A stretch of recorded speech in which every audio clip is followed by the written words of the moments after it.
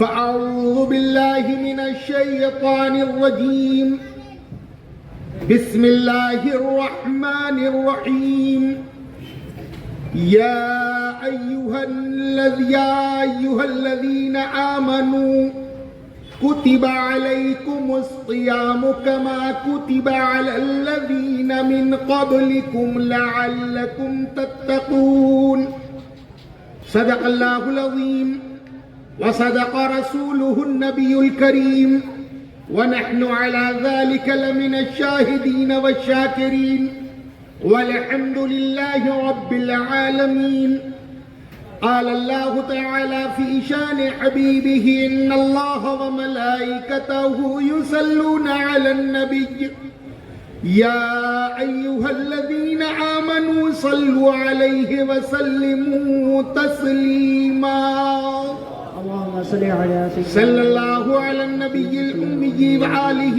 صلى الله عليه وسلم صلاة وسلاما عليك يا رسول الله.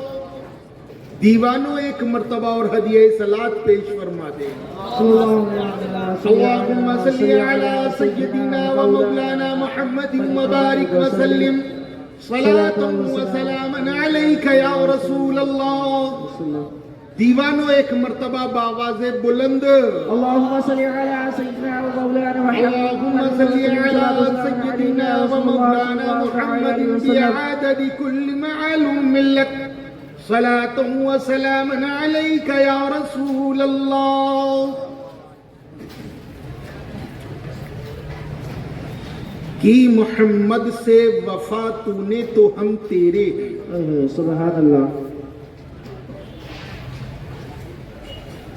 سب ایک مرتبہ کہہ دو صلی اللہ علیہ وسلم. صلی اللہ علیہ وسلم. یہ ہے ہماری محبت کی علامت کہ نبی کا نام آ رہا ہے اور پھر بھی ہم درود نہیں پڑھ رہے. کمال. کی محمد سے وفا تو نے تو ہم تیرے ہیں. اور یہ جہاں چیز ہے کیا لوح و قلم تیرے ہیں. نہ سمجھو گے تو مٹ جاؤ گے اور مٹ رہے ہیں. ذلیل ہو رہے ہیں, کٹ رہے ہیں, برباد ہو رہے ہیں, پھر بھی عقل نہیں آ رہی ہے, پھر بھی سمجھ نہیں آ رہی ہے. نہ سمجھو گے. کس کو سمجھا رہے ہیں اقبال؟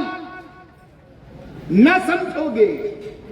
ارے مدینے والے کو نہ سمجھو گے. ارے مدینے والے کو نہ سمجھو گے. اسلام کو نہ سمجھو گے. قرآن کو نہ سمجھو گے اور رب کو نہ سمجھو گے تو مٹ جاؤ گے. تمہاری داستان تک نہ ہوگی داستان. اپنے وجود کو اگر بچانا ہے تو تمہیں اپنے آپ کو سمجھنا ہوگا. مدینے والے کی چوکھٹ پر آنا ہوگا. کیا یہی مسلمان ہیں؟ کیا یہی ایمان والے ہیں؟ ویسے پیارے آقا نے تو فرما ہی دیا ہے کہ غریبی, اسلام غریبوں میں آیا, غلاموں میں آیا, اسی میں پلے گا, اسی میں پنپے گا اور اسی سے اٹھایا بھی جائے گا. سبحان اللہ. اسلام تو اے مسلمانوں سمجھو, اپنی حقیقت کو جانو. تم کون ہو؟ تو نہ سمجھو گے تو مٹ جاؤ گے اے ہند کے مسلمانوں. خصوصی طور پر لفظ ہند کہا ہے, ہندوستان کہا ہے, اور آج حال یہی ہے. بتاؤ, ہم مسلمان ہیں, ہم مومن ہیں, ہمارے دل میں کتنا جذبہ ہے ایمان کا, ہمارے دل میں کتنی محبت ہے اسلام سے, ہمارے دل میں کتنی محبت ہے نبی سے کہ جو نبی کے ذکر سننے کے لیے ہم اکٹھا ہو جائیں، نبی کے ذکر کو سننے کے لیے تڑپ پیدا ہو، اسلام کے چاہنے والے ہیں ہم نہیں۔ اسی جگہ اگر قوالی ہو، اسی جگہ ناچ اور گانا ہو تو پاؤں رکھنے کی جگہ نہیں ملے گی۔ حضرات، یہ ہے ہماری حقیقت، یہ ہے ہماری اوقات، تو ہمیں کہاں سے عزت ملے گی، کہاں سے ہمیں ہمارا وقار آئے گا؟ تم ذلیل نہیں ہوگے تو کیا ہوگے؟ اگر اپنے وجود کو بچانا ہے تو مدینے والے کی چوکھٹ پر آنا ہوگا۔ بہرحال آج کا موضوع جو ہے وہ آمد رمضان ہے۔ میں اپنے موضوع پر آ جاتا ہوں۔ مدرسہ حنفیہ اہل سنت، کیا نام ہے، نور الاسلام کا یہ جلسہ سالانہ ہے، اور یہ مدرسہ پہلا جلسہ ہے۔ اور جانتے ہو یہ مدرسے جو ہیں یہ جنت کے باغوں میں سے ایک باغ ہے۔ سبحان اللہ۔ دعا ہے اللہ اس مدرسے کو دین دوگنی رات چوگنی ترقی عطا فرمائے۔ آمین آمین۔ تو آمد رمضان پر یہ جلسے کا انعقاد ہے، اور میں نے قرآن پاک کی وہی آیت کریمہ پڑھی جس میں وحدہ لا شریک ارشاد فرماتا ہے، یا ایھا الذین آمنوا، اے ایمان والوں، یا ایھا الذین آمنوا، اے ایمان والوں، کتب علیکم الصیام اور کما کتب علی الذین من قبلکم لعلکم تتقون، اے ایمان والوں تم پر روزے فرض کیے گئے جیسے کہ اگلوں پر تھے تاکہ تم پرہیزگار بن جاؤ، تقوی والے بن جاؤ۔ حضرات، یہ رمضان جو آ رہا ہے اس کے تعلق سے نبی کریم صلی اللہ علیہ وسلم نے ارشاد فرمایا ہے، اور یہ جو مہینہ شعبان المعظم کا جا رہا ہے، ارشاد فرماتے ہیں شعبان میرا مہینہ ہے، شعبان میرا مہینہ ہے، اور رمضان میری امت کا مہینہ ہے۔ سبحان اللہ۔ رمضان المبارک، رمضان، یہ رمضان سے مشتق ہے جس کے معنی ہے جلانا۔ کیا ہے؟ جلانا۔ تو یہ مہینہ میری امت کے لوگوں کے گناہوں کو جلائے گا، امت کے لوگوں کے گناہوں کو ختم کرے گا، اور یہ مہینہ بڑی عظمت والا مہینہ ہے۔ اس مہینے کی آمد پر جو خوشی منائے اسے جنت ہے، اور جو جانے پر غم کرے اسے بھی جنت ہے۔ اور اس مہینے کی عظمت کے تعلق سے آقا نامدار مدینے کے تاجدار روحی فدا صلی اللہ علیہ وسلم نے ارشاد فرمایا ہے،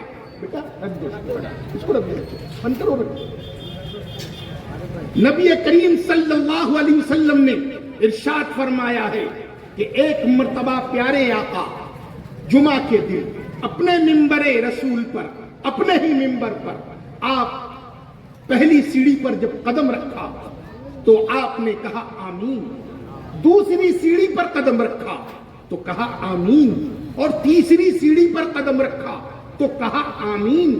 اللہ الصمد۔ صحابہ نے آقا سے پوچھا، یا رسول اللہ، آج ہم نے آپ سے ایک ایسا عمل دیکھا جو آپ نے اس سے پہلے نہیں کیا۔ تو نبی کریم صلی اللہ علیہ وسلم ارشاد فرماتے ہیں کہ اے میرے دیوانوں، اے میرے صحابہ، سنو، جب میں نے پہلی سیڑھی پر قدم رکھا تو حضرت جبرائیل حاضر ہو گئے، حضرت جبرائیل حاضر ہوئے، اور حضرت جبرائیل عرض کرتے ہیں، یا رسول اللہ صلی اللہ علیہ وسلم، جو آپ کی امت میں رمضان المبارک کو پائے اور اپنی مغفرت نہ فرمائے اس پر اللہ کی، جبرائیل کی اور سب کی لعنت ہے۔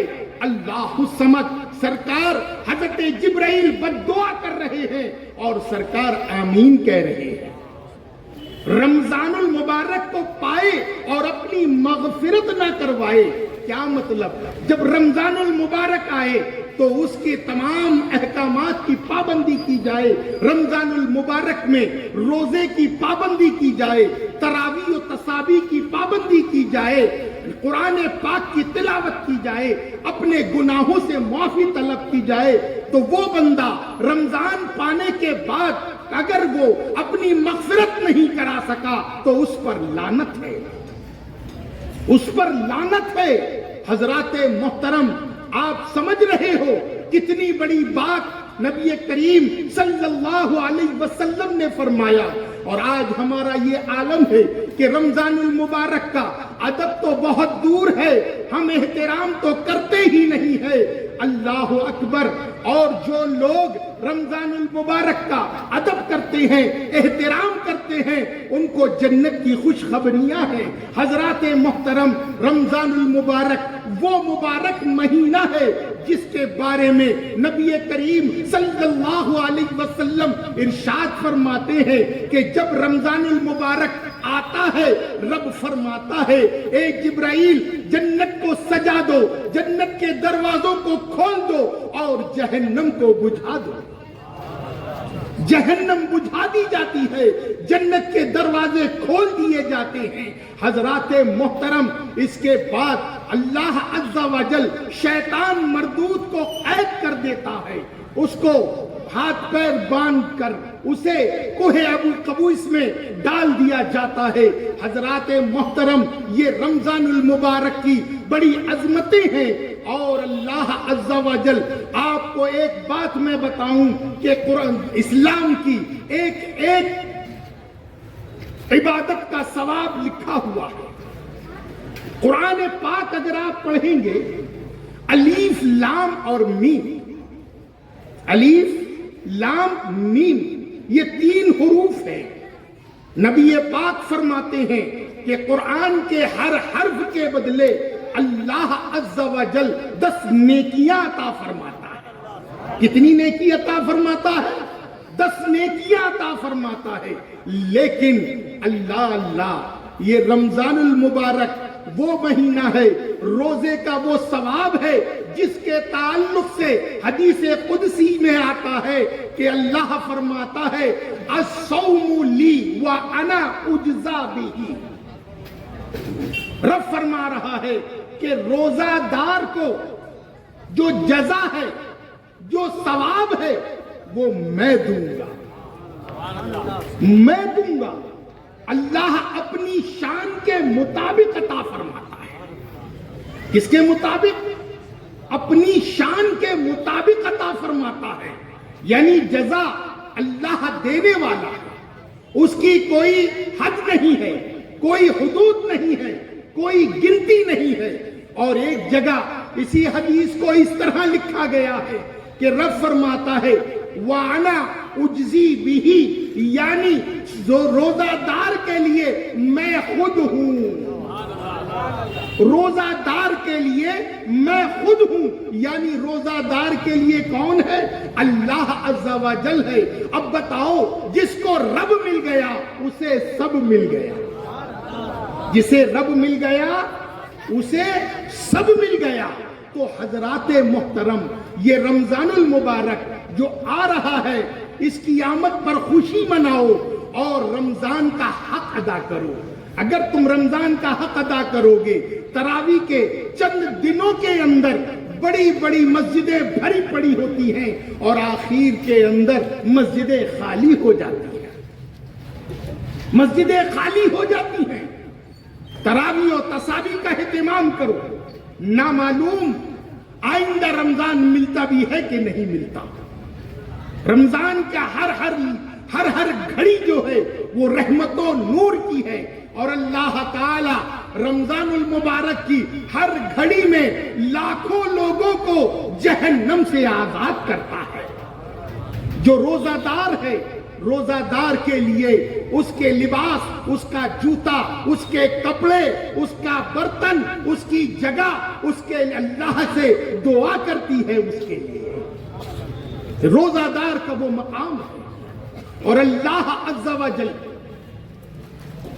کو روزہ دار کے منہ کی بو سب سے زیادہ پسند ہے۔ اور رب روزہ دار جب روزہ کھولنے کے وقت جو دعا مانگتا ہے، اللہ عز و جل اس کی دعا کو ضرور ضرور قبول فرماتا ہے۔ یہ رمضان المبارک، اس میں تراویح کا اہتمام کرو، اور اس میں جو نفل پڑھتا ہے، جو فرض پڑھتا ہے، جو نفل پڑھتا ہے، اس کو فرض کا ثواب دیا جاتا ہے، اور جو فرض پڑھتا ہے اللہ عز و جل اسے 70 فرضوں کا ثواب عطا فرماتا ہے۔ 70 حضرات محترم، آپ غور کرو، اور رمضان کے اندر ایک روایت میں آتا ہے کہ جو 1 روپیہ خرچ کرے گا، خیرات کرے گا، اللہ عز و جل 1,00,000 روپیے کا ثواب عطا فرمائے گا۔ یعنی اتنا ثواب بڑھا دیا جاتا ہے رمضان المبارک کے اندر۔ اور رمضان المبارک کا ادب کرو، احترام کرو۔ جو لوگ رمضان کا ادب نہیں کرتے، رمضان کا احترام نہیں کرتے، یاد رکھو اگر قاضی شہر ہو، اسلامی حکومت ہو، تو جو لوگ رمضان المبارک میں کھلے عام اگر کھاتے ہیں تو ان کو حکم ہے کہ ان کی گردن مار دی جائے، انہیں قتل کر دیا جائے۔ یہ مسلمان ہیں جو رمضان کا احترام نہیں کر رہے ہیں۔ اور خاص بات، آج کے زمانے کا جو ڈاکٹر ہے وہ کافر ہے، وہ مومن نہیں ہے، اس کو روزے کی اہمیت کا اندازہ نہیں ہے، روزے کی نورانیت کو نہیں جانتا، روزے کی فرضیت کو نہیں جانتا۔ وہ فوراً کہہ دیتا ہے ذرا سا بخار آ گیا، بیماری ہو گئی، روزہ بند کر دو۔ ہمارا مسلمان بھائی اتنا کمزور ہے کہ فوراً اس کی سنتا ہے، ڈاکٹر کی سنتا ہے، رب کی نہیں سنتا، رب کی نہیں ڈاکٹر کی سنتا ہے۔ ہاں واقعی اگر جان مرنے والے ہو تو پھر چھوڑ دو، کیونکہ قرآن میں بھی ہے کہ جو بیمار ہیں انہیں رخصت ہے، انہیں اجازت ہے کہ اور دنوں میں روزہ رکھ لیں، مسافر ہیں اور دنوں میں روزہ رکھ لیں۔ لیکن اللہ تمہاری حقیقت کو جان رہا ہے، تمہاری چھوٹی موٹی بیماری کو جان رہا ہے۔ چھوٹی بیماری کو لے کر بہانہ نہ بناؤ کہ ہم بیمار ہیں، ڈاکٹر نے منع کیا ہے۔ اللہ الصمد، ارے وہ روزہ رکھنے کی وجہ سے اللہ تعالیٰ تمہاری بیماری کو دور فرما دے۔ روزہ جسم کی اصلاح کرتا ہے، جسم میں نورانیت پیدا کرتا ہے، لیکن یاد رکھو آج ہمارا ایمان کمزور ہے، ہمارا ایمان کمزور ہے۔ اگر ہمارا ایمان پختہ ہو، اللہ الصمد، اور آپ لوگ تو بہت دور ہیں۔ جب شروع میں رمضان المبارک پہ روزے فرض کیے گئے تھے، اس وقت کا عالم تو یہ تھا کہ اس رات میں عورتوں کے قریب جانے کو منع کیا گیا تھا۔ اس کے بعد جو اس رات سو جاتا تھا اس کا روزہ شروع ہو جاتا تھا۔ اگر وہ کوئی مغرب کے وقت سو گیا یا عشاء کے بعد فوراً سو گیا تو وہاں سے اس کا روزہ جاری ہو جاتا تھا۔ اسی طرح ایک صحابی رسول جو لکڑہارے تھے، وہ صحابی رسول صلی اللہ علیہ وسلم جنگل سے لکڑیاں کاٹ کر آئے، روزہ افطار کیا، گھر آئے تو معلوم ہوا کہ کھانے کے لیے تھوڑی دیر باقی ہے۔ آپ لیٹ گئے، جب آپ لیٹ گئے تو آپ کی آنکھ لگ گئی، تھوڑی دیر کے بعد گھبرا کر اٹھے۔ جب گھبرا کر اٹھے تو کیا دیکھا کہ اب تو روزہ شروع۔ دوڑے دوڑے سرکار کی بارگاہ میں حاضر ہوئے، یا رسول اللہ میری آنکھ لگ گئی تھی، نبی کریم صلی اللہ علیہ وسلم نے دیکھا تو کہا اب آپ کا یہاں سے روزہ شروع، کہ یا رسول اللہ کھانا بھی نہیں کھایا، لیکن کیا کرے، حکم ربی ہے، آگ لگنے پر روزہ شروع ہو جائے گا۔ اب رات بھر تم روزہ دار ہو، دن بھر بھی روزہ دار ہو، غروب آفتاب کے بعد تم افطار کرو گے۔ اللہ الصمد، اللہ اللہ۔ حضرات محترم، آپ اندازہ لگائیں عرب کی کیسی گرمی ہے، اللہ ہم سے زیادہ عرب کی گرمی ہے، عرب کی گرمی، اور وہ لکڑہارے جنگل میں جا کر لکڑیاں کاٹنا، محنت کرنا، دھوپ کی تپش، اور روزہ دار، اللہ اکبر، ان کی حالت غیر ہو گئی، بہت زیادہ کمزور ہو گئے، لاغر ہو گئے۔ اللہ اکبر۔ حضرات محترم، وہ صحابی رسول کی حالت کو دیکھ کر اللہ کی رحمت کو جوش آیا، اور اللہ نے قرآن میں آیت نازل فرمائی، اب تم رات بھر کھا سکتے ہو، پی سکتے ہو، اور سو سکتے ہو، اپنی بیویوں کے قریب بھی جا سکتے ہو۔ حضرات محترم، اگر وہ حال ہوتا تو بتاؤ ہم کیا کرتے؟ لیکن وہ ایمان والے تھے، روزہ رکھے انہوں نے۔ ہم سے تو روزہ نہیں رکھا جاتا، ہم بہانے کرتے ہیں، اس لیے بہانے نہ کرو۔ اگر آپ نے ایک روزہ جان بوجھ کر چھوڑ دیا، جان بوجھ کر چھوڑ دیا، تو روایت میں آتا ہے کہ اگر اس روزے کی پاداش میں تم قیامت تک بھی روزہ رکھو تو چھوٹے ہوئے روزے کا ثواب نہ پاؤ گے، چھوٹے ہوئے روزے کا ثواب نہیں پاؤ گے۔ حضرات محترم، اس بات کا خیال رکھو کہ رمضان المبارک میں روزوں کے اہتمام کرو، تراویح کا اہتمام کرو، نمازوں کا اہتمام کرو، قرآن پاک کی تلاوت کرو، اپنے آپ کو اللہ کی بارگاہ میں حاضر جان کر اپنے گناہوں کی مغفرت طلب کرو۔ حضرات، یہ آنے والا رمضان جو آ رہا ہے، کیا بات ہے، بہت سے لوگ پچھلے رمضان میں زمین پر چل رہے تھے، گھوم رہے تھے، پھر رہے تھے، لیکن آج وہ لوگ قبروں کے اندر آرام کر رہے ہیں۔ اس لیے اللہ اللہ، دنیا سے رخصت ہونے سے پہلے رمضان کا ادب کرو، احترام کرو، اور اپنے رب کو راضی کرو۔ یہ ایک بہت بڑا انعام ہے، اور جو رمضان المبارک کا ادب کرتا ہے، اللہ عز و جل اسے کیا انعام عطا فرماتا ہے۔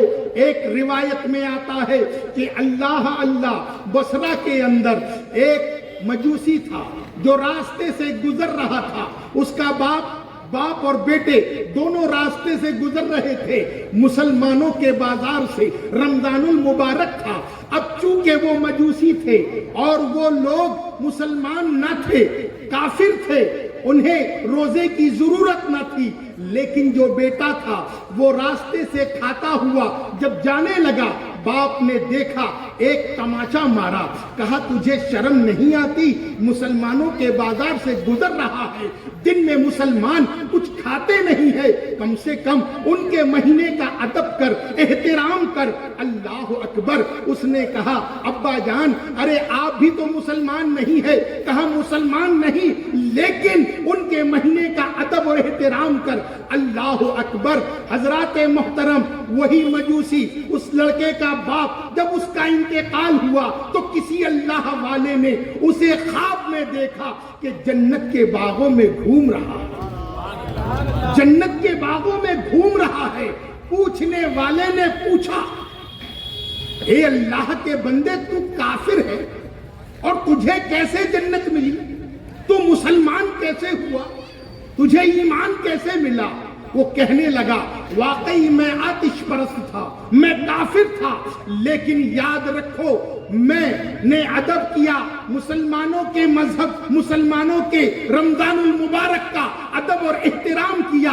رب ذوالجلال نے رمضان المبارک کے ادب کے بارے میں، ادب کے مطابق رمضان المبارک کے میں نے ادب کیا، تو اس کی وجہ سے اللہ عز و جل نے مجھے آخری لمحوں میں ایمان عطا فرما دیا۔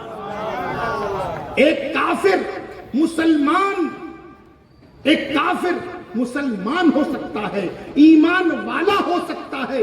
تو ایک ایمان والا اگر رمضان کا ادب کرے تو اللہ اسے کتنا نوازے گا. نعرہ تکبیر، اللہ اکبر, نعرہ رسالت، یا رسول اللہ, شہزادہ غوث اعظم، اللہ آمد رمضان، زندہ باد, نعرہ تکبیر. اللہ اکبر. اور حضرات تھوڑے سے موضوع کو چینج کر دیتے ہیں. ہم نے روزہ رکھ لیا, قرآن بھی پڑھا, تراویح بھی پڑھی, زکات بھی دیا, خیرات بھی کیا, لیکن کیا یہ سچ ہے یہ سب قبول ہوگا؟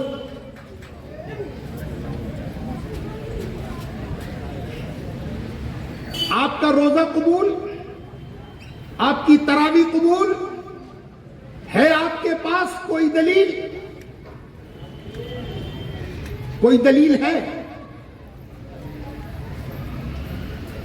کل قیامت کے دن نامہ اعمال جب آپ کے ہاتھ میں دیا جائے گا تو آپ وہ نامہ اعمال کو دیکھو گے, کہو کہ میں نے رمضان کے روزے رکھا لیکن غائب, اس میں روزے نہیں ہیں. میں نے زکات دیا, زکات نہیں. میں نے حج کیا, حج نہیں. میں نے قرآن کی تلاوت کی, تلاوت نہیں. کہاں ہے یہ سب؟ کدھر گیا یہ؟ حضرات اس وقت پچھتاؤ گے, کوئی کام نہ آئے گا, کوئی کام نہ آئے گا. آج میں آپ کو ایک ہنر بتانا چاہتا ہوں, اپنے روزوں کی حفاظت, اپنے زکات و خیرات کی حفاظت, اپنے قرآن کی تلاوت کی حفاظت. یہ جو کرنا ہے یہ سب اللہ کے لیے کرو. کس کے لیے کرو؟ اللہ کے لیے. روزہ رکھو تو اللہ کے لیے, زکات دو تو اللہ کے لیے, قرآن کی تلاوت کرو تو اللہ کے لیے. حضرات محترم, آج ہمارے اندر اتنی ریاکاریاں ہو گئی ہے, اتنا دکھاوا ہو گیا ہے, اتنا شو بازی ہو گئی ہے کہ خدا کی پناہ. آج سیٹھ لوگ جن کو خدا نے اپنی دولت سے نوازا ہے, یہ سیٹھ جب زکات دینے کی باری آتی ہے, کوئی غریب ان کے در پر جاتا ہے, کیا کہتے ہیں؟ 15 تاریخ کو آنا, 10ویں روزے کو آنا, 20ویں روزے کو آنا. یہ 10واں, یہ 15واں اور یہ 20واں روزہ کیوں؟ جانتے ہو سب کو ایک ساتھ بلایا جا رہا ہے, اکٹھا بلایا جا رہا ہے اور سب کو ایک ساتھ دیا جائے گا. دکھے گا سیٹھ زکات بانٹ رہے ہیں, سیٹھ زکات دے رہے ہیں, اتنے لوگوں کو زکات دی جا رہی ہے. اللہ اکبر. حضرات محترم, یہ شو, یہ دکھاوا کل قیامت کے دن تمہارے منہ پہ مار دیا جائے گا, تمہارے منہ پہ مار دیا جائے گا. ارے جو آیا ہے خاموشی سے دے دو, تم جانو تمہارا رب جانے. ارے رب بڑا غیور ہے. تم اپنے نام و نمود کے لیے زکات دے رہے ہو, نام و نمود کے لیے روزہ رکھ رہے ہو, نام و نمود کے لیے تم تراویح پڑھا رہے ہو, شبینے پڑھا رہے ہو اور نام کر رہے ہو. یہ شبینے تمہارے منہ پہ مار دیے جائیں گے, یہ تراویح تمہارے منہ پہ مار دی جائے گی. شک یہ ہے تم اپنے دل میں یہ عہد کرو کہ میں اپنے رب کے لیے کر رہا ہوں, رب کو راضی کرنا ہے, پبلک کے لیے نہ کرو. اے لوگوں, آج حج کو جا رہے ہو, آج عمرے کو جا رہے ہو, خدا کی پناہ شامیانے لگا رہے ہو, کھانے کر رہے ہو, اعلان کر رہے ہو, لوگوں کے سامنے بول رہے ہو. یہ عبادت ہے تمہاری. یہ عمرہ بھی عبادت ہے, یہ حج بھی عبادت ہے, یہ نماز بھی عبادت ہے، تو تم نے اپنے نام کے آگے حاجی لگانے کے لیے حج کیا ہے، کیوں کر رہے ہو؟ یہ تمہارا حج تمہارے منہ پہ مار دیا جائے گا۔ خدا سے پناہ مانگو اور اپنے اعمال کو سدھارو۔ آؤ میں تمہیں ایک حکایت سناؤں۔ حضرت امام غزالی رحمت اللہ علیہ اپنی کتاب منہاج العابدین میں ایک روایت نقل فرماتے ہیں۔ ایک اللہ کے ولی کوئی عام آدمی نہیں، تلاوت کلام پاک کر رہے تھے، سورہ طٰہٰ پڑھ رہے تھے۔ سورہ طٰہٰ پڑھتے پڑھتے انہوں نے دیکھا شام کا رات کا پہر تھا، سناٹا تھا۔ ایک راہگیر ان کے گھر کے قریب سے گزرا، چونکہ آپ کا مکان لبے سڑک تھا۔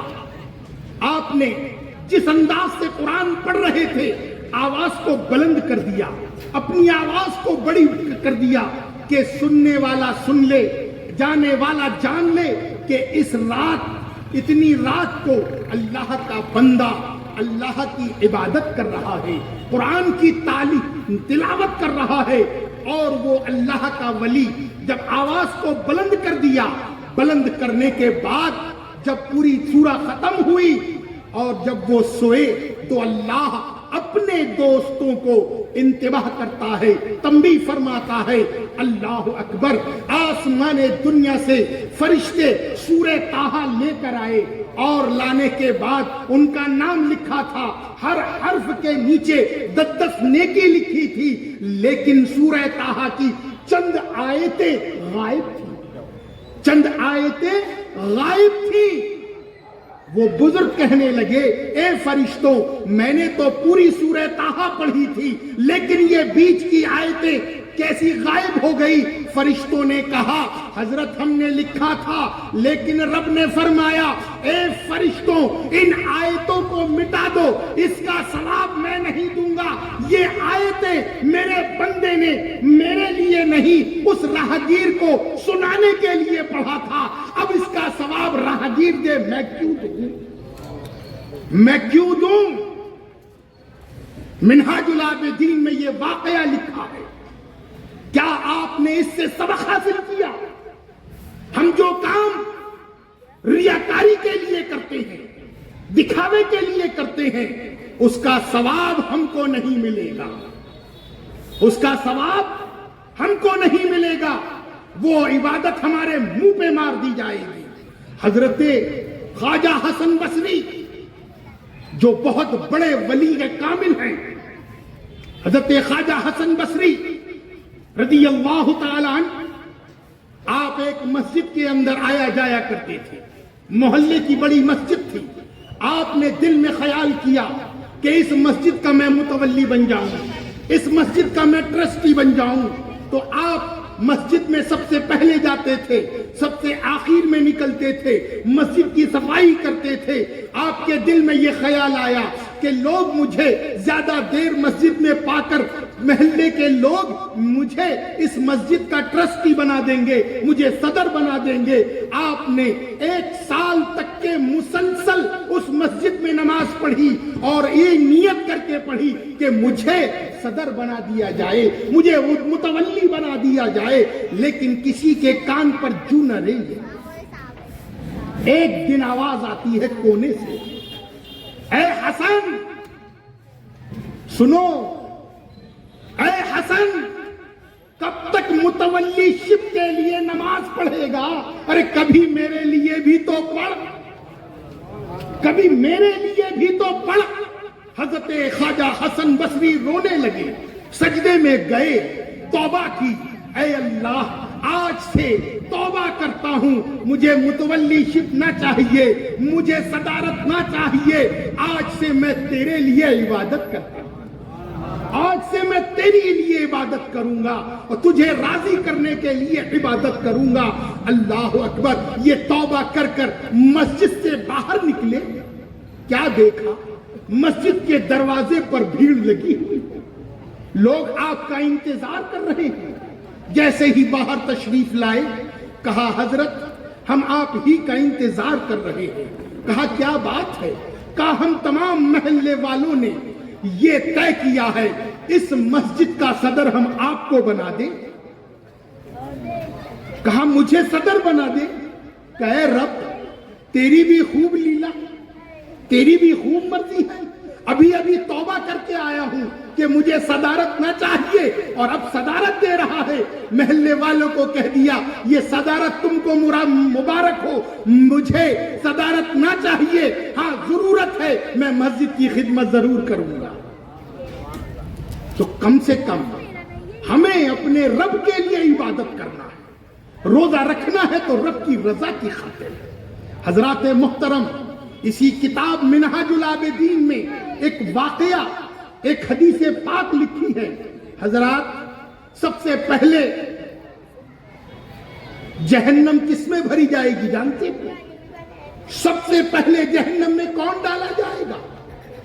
وہ جو اسٹیج پر بیٹھتے ہیں, جو اسٹیج پر بیٹھتے ہیں, یہ کرسی پر بیٹھنے والے سب سے پہلے وہی جہنم میں جائیں گے. جہنم میں سب سے پہلے نبی پاک صلی اللہ علیہ وسلم فرماتے ہیں میری امت کے علماء جائیں گے.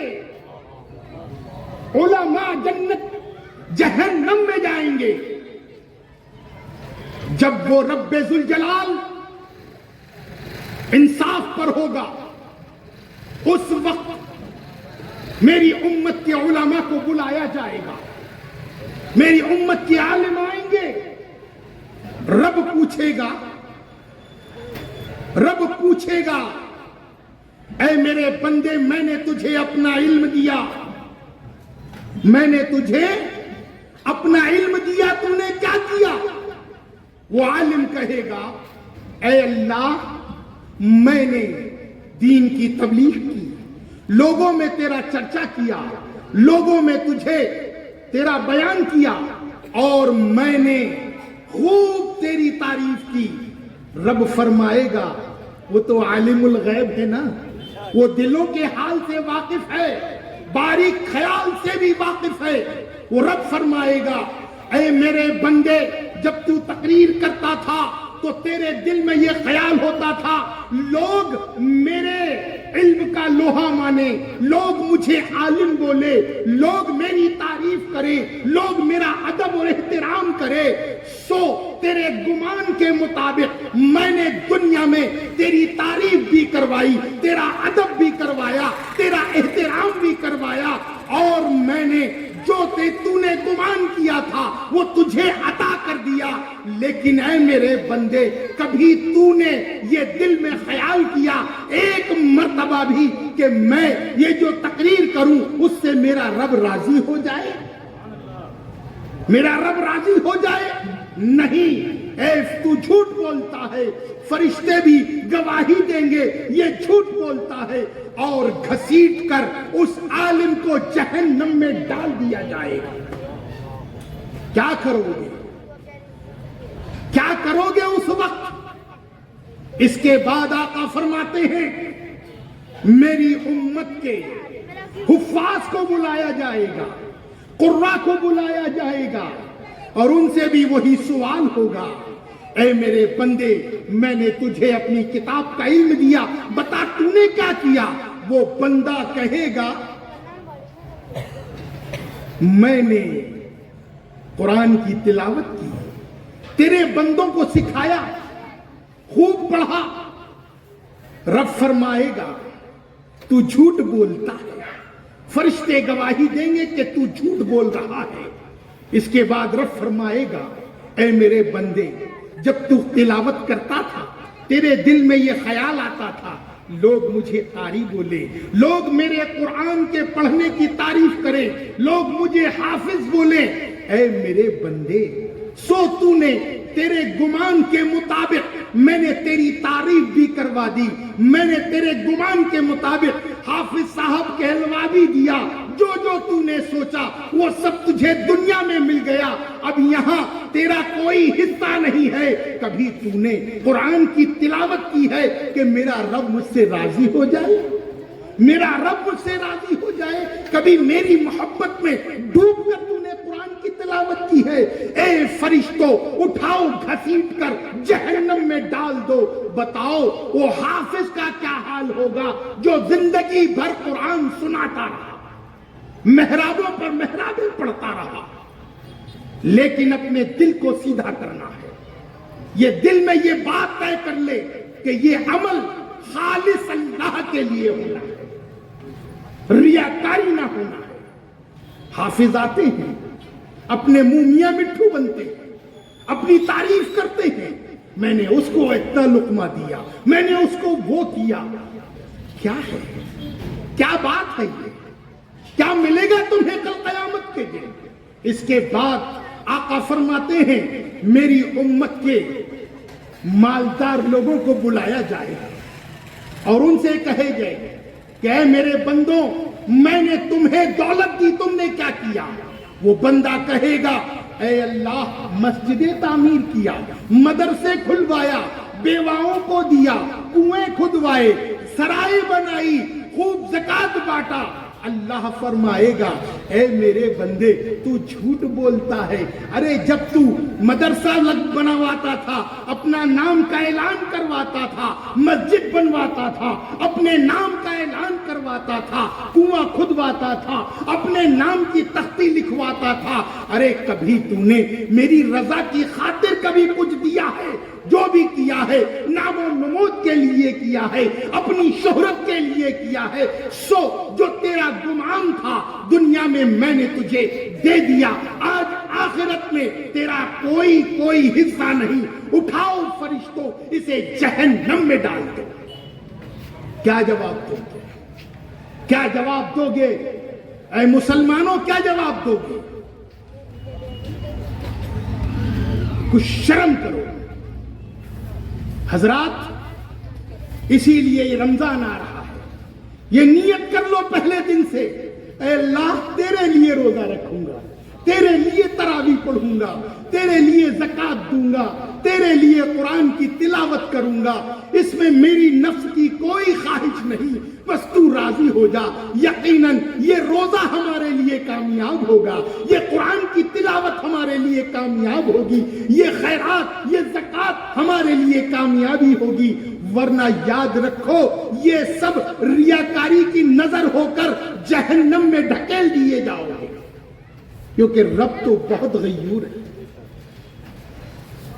حضرات، حضرت بایزید بستامی کون نہیں جانتا ان کو؟ ان کا عمل کیا تھا؟ اللہ کے ولی تھے، شمس الاولیاء ہیں، لیکن جب ان کا انتقال ہوا کسی بندے نے انہیں خواب میں دیکھا، کہا اے بایزید تم تو اللہ کے ولی، اللہ نے تمہیں بخش دیا ہوگا۔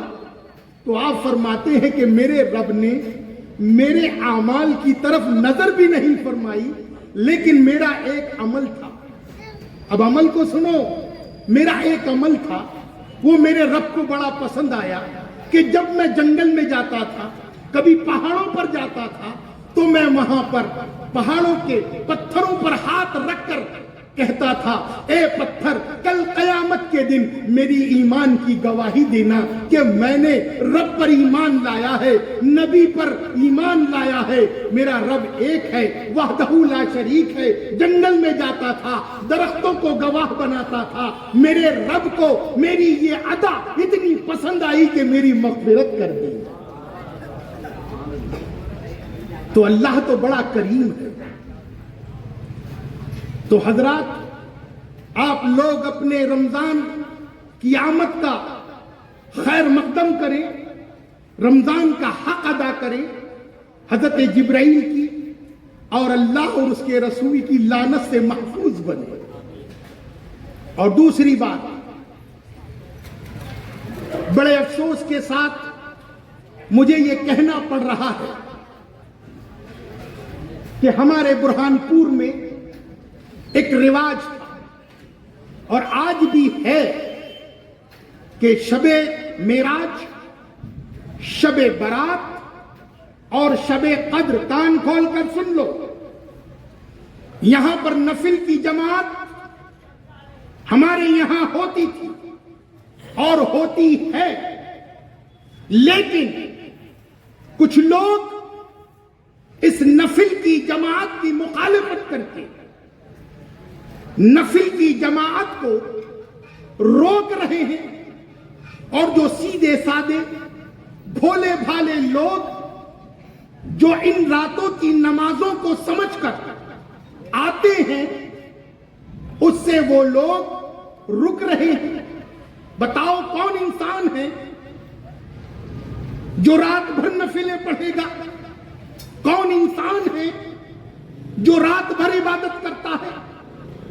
مگر ایک انسان شب معراج کی نماز سمجھ کر وہ 6 دوگانے پڑھ لے رہا ہے، شب برات کی نماز سمجھ کر 14 دوگانے پڑھ رہا ہے، شب قدر کی نماز سمجھ کر 6 دوگانے پڑھ رہا ہے۔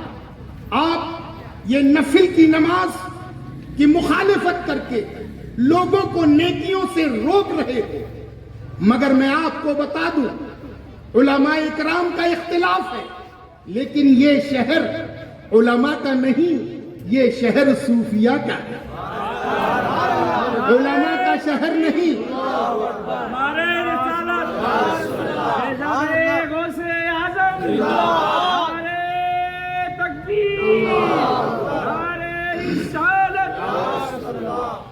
یہ شہر علماء کا نہیں ہے، اور یہ شہر صوفیاء کا ہے، اور صوفیاء اور علماء کی کبھی بنی نہیں ہے۔ یہ موضوع ہے، کسی مرتبہ اس پر میں سیر طلب گفتگو کروں گا، لیکن میں صرف یہ بتانا چاہتا ہوں جو لوگ نفل کی جماعت کو روک رہے ہیں وہ غلط کر رہے ہیں، وہ غلط کر رہے ہیں۔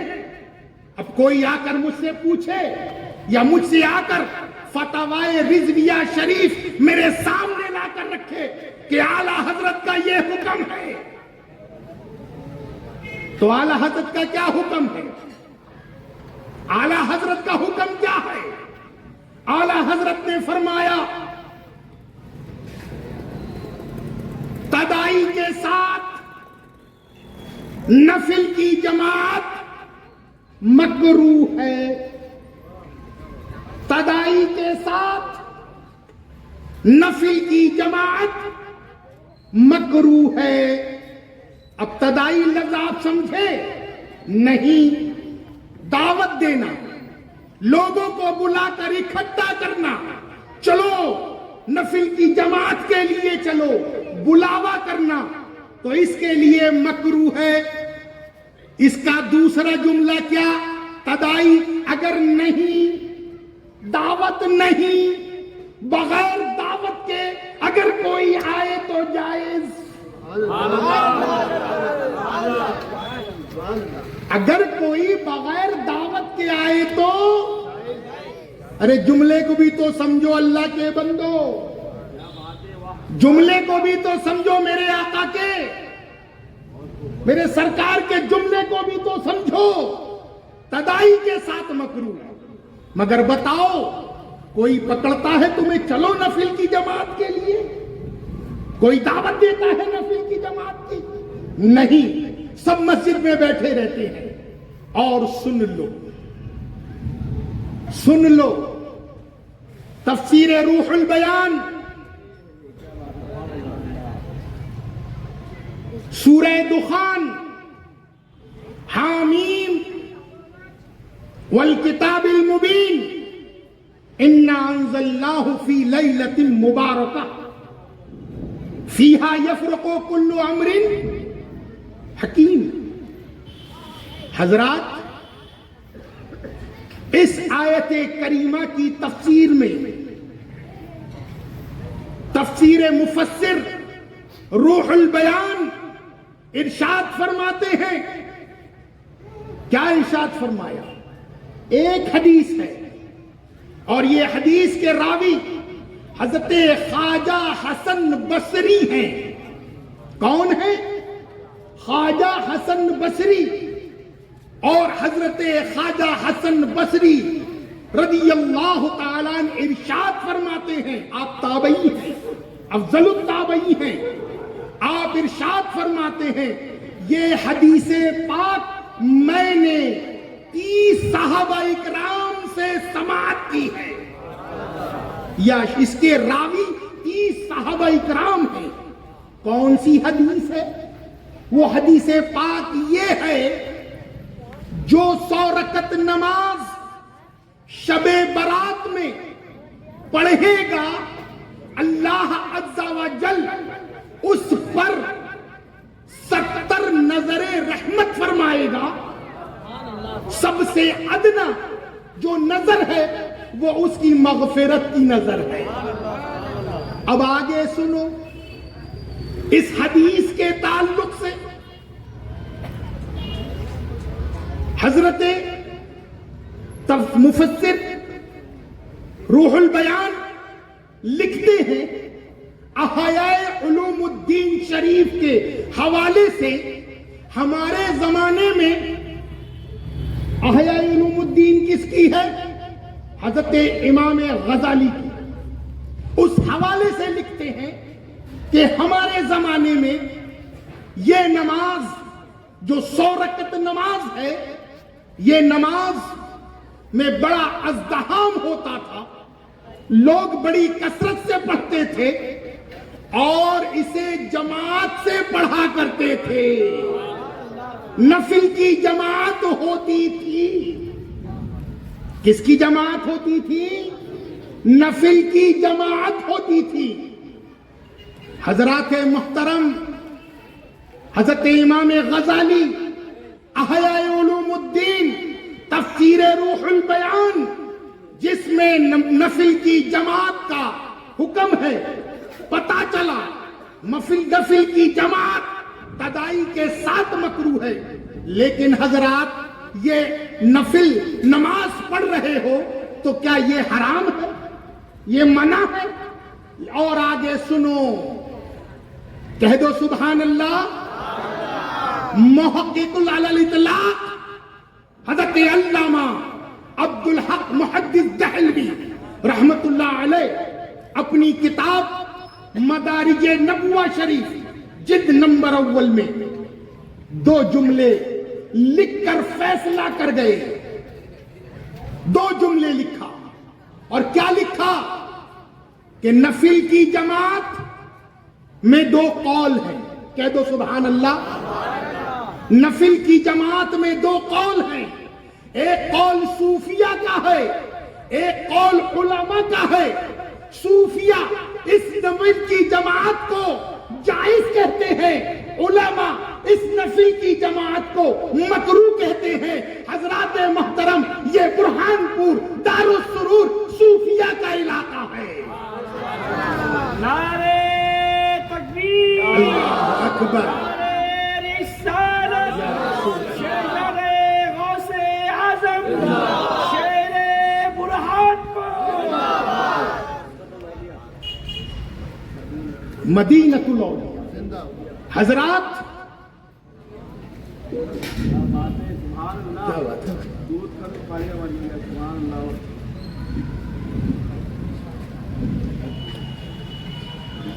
اچھا ہاں حضرات، ہاں ہونے دو نا، اس سے کیا ہو رہا ہے بھئی؟ آپ لوگ بیٹھ رہے ہیں کہ جا رہے ہیں؟ سلام پڑھ لیں۔ اب حضرات ایک اور ایک بیماری ہمارے اندر ہے، دیکھو اچھی بات یاد آئی، یہ بھی میرے دل جلا ہوں تو نفل کی جماعت ہے نا، اب سمجھ میں آ گئی؟ صوفیہ مانتے ہیں، علماء نہیں مانتے۔ اور یاد رکھو، صوفیہ اور علماء کی بنی 2 جملے کہتا ہوں، ایک عالم ظاہر ہے اور ایک عالم باطن ہے۔ عالم باطن صوفیہ ہیں، ولی ہیں، اور عالم ظاہر جو ہے یہ علماء اکرام ہے۔ بہرحال ایک کا ایمان بالغیب ہے اور ایک کا ایمان بالشہود ہے۔ ولی دیکھتا ہے، ولی دیکھتا ہے، اور عالم سن کر ایمان لاتا ہے۔ بہرحال ایک اور خاص بات آئی ہے امام اور مفتیوں کو سنن اور نوافل کے ساتھ مکمل نماز پڑھنے کی نصیحت فرمائے۔ ارے حضرات، ہاں یہ بھی ایک بڑا کام ہے۔ حضرات میں ایک بات پوچھتا ہوں، ایک جماعت ہمارے سے جو الگ ہوئی ہے وہ صرف فرض پڑھتی ہے، کیا پڑھتی ہے؟ صرف فرض پڑھتی ہے اور نکل جاتی ہے، جبکہ ان پر فرض ہے ہی نہیں۔ ایمان ہے تو فرض ہے۔ اور ایک جماعت ہمارے اندر ہے جو فرض پڑھتی ہے اور سنت پڑھتی ہے، وہ نفل نہیں پڑھتی۔ ایک جماعت ہمارے اندر ہے جو سنت بھی پڑھے گی، فرض بھی پڑھے گی، لیکن نفل نہیں پڑھے گی۔ اب جب ان سے نفل کے بارے میں کہا جاتا ہے کہ بھائی نفل کیوں نہیں پڑھتے، تو کہتے ہیں کہ جس کا فرض مکمل نہیں ہے اس کی نفل قبول نہیں ہے۔ کیا دلیل ہے؟ جس کا فرض مکمل نہیں اس کا نوافل پڑھنا کوئی قبول نہیں ہوگا۔ حضرات محترم، اب میں آپ سے پوچھنا چاہتا ہوں، یہ ان کی دلیل ہے، اب میں میری دلیل بتاتا ہوں کہ حضرات یہ بتاؤ آپ کہ مغرب کی کتنی رکعت ہے؟ 7 ہے۔ کون کون سی؟ 3 فرض مغرب کی، 2 اور 2۔ ارے نفل کیوں پڑھ رہے ہو بھائی؟ کہیں یہ لکھا ہے کہ نفل وہی پڑھے جس کی فرض مکمل ہو؟ بات سمجھ رہے ہو میری؟ کہیں یہ لکھا ہے کہ نفل وہی پڑھے جس کی فرض مکمل ہو؟ تو مطلب یہ ہے آپ کی فرض اگر مکمل نہیں ہے تو بھی نفل پڑھو۔ کل قیامت کے دن جب فرض کی گنتی ہوگی فرائض کی، اس میں جو کمی آئے گی وہ نفلوں سے پوری کر دی جائے گی۔ نعرہ تکبیر، اللہ اکبر، نعرہ رسالت، نعرہ غوث اعظم، عابدون۔ یہ ایک بڑی عجیب، یہ ایک ٹرین چلا ہے، نفل نہیں پڑھ رہے ہیں۔ ارے نہ پڑھو نفل۔ نفل کے معنی کیا ہے معلوم ہے آپ کو؟ زیادہ۔ اور نفل کی عظمت کیا ہے معلوم ہے آپ کو؟ ارے رب فرماتا ہے، حدیث قدسی ہے، وَمَا يَزَالُ يَتَقَرَّبُ إِلَيَّ بِالنَّوَافِلِ۔ جو کثرت نوافل کے ذریعے میرا قرب حاصل کرتا ہے، کثرت نوافل کے ذریعے جو میرا قرب حاصل کرتا ہے، میں اس سے محبت کرتا ہوں، وہ بھی مجھ سے محبت کرتا ہے۔ میں اس کے آنکھ بن جاتا ہوں، کان بن جاتا ہوں، ہاتھ بن جاتا ہوں، پاؤں بن جاتا ہوں، یعنی وہ میرا سراپا، میری قدرت کے جلوے اس سے نظر آتے ہیں۔ حضرات یہ نفل کی عظمت ہے، لیکن یہ تمہیں نفل سے گمراہ کیا جا رہا ہے۔ اور اگر کسی کو کوئی اعتراض ہو تو کوئی ضرورت نہیں، میں خود تمہارے شہر کا ہوں، آؤ مجھ سے بحث کر لو، مجھ سے بحث۔ ہم خانقاہی لوگ ہیں، ہمارے لیے جائز ہے، نفل پڑھنا بھی جائز، نفل کی نماز بھی جائز۔